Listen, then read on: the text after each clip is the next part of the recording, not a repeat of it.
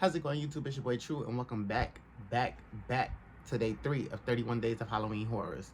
So, day 3's category was revenge, and basically, revenge meant like I had to watch a film that revolved around a character pretty much taking revenge on a group of people or a person because of a situation that happened.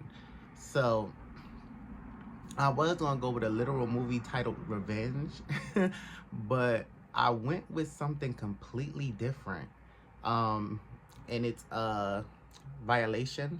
It's a movie that came out in 2020. It's a Canadian horror drama film, and when I tell y'all, this movie was visceral, chaotic, and beautiful all in one. I don't know how else to explain this movie. So the film was distributed by Shudder, and it was directed and produced by two people. So Madeline Sims Fewer and Dusty Mancinelli.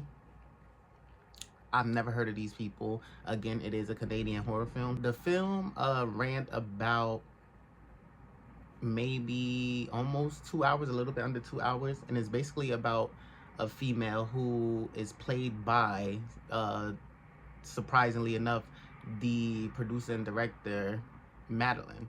So it's basically about a girl who's going to visit her sister and her brother-in-law, and she's going up there to visit them with her husband. Her and her husband are not having a good relationship. Why? They don't really delve into that too much, or at least from my knowledge, I didn't catch it. But she ends up in a situation with her brother-in-law, and things take a turn for the worse after that. It becomes chaotic. Like, it's very, like, it's not made clear. Like, you don't actually see what happens, but you can get the gist of what he did to her. And she tries telling her sister doesn't believe it, and she just takes matters into her own hands pretty much.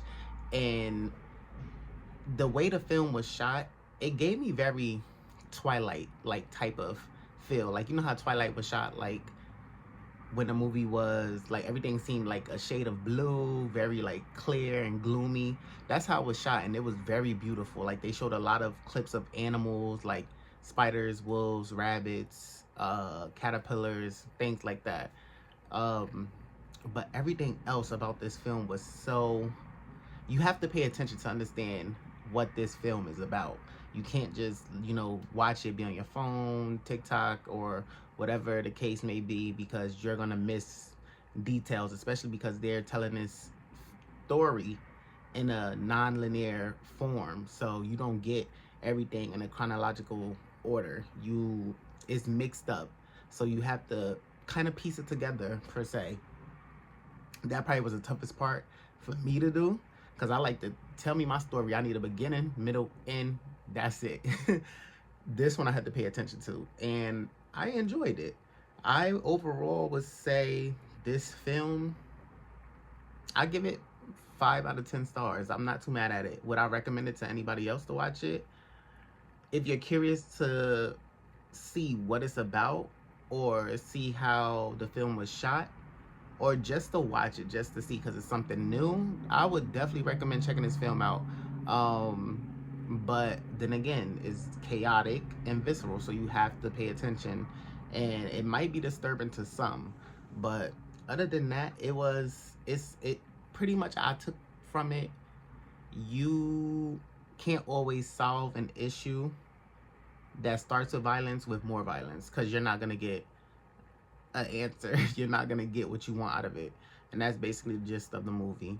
But let me know, have you guys ever seen this film, Violation? Have you guys ever heard of it? Are you guys interested in seeing it?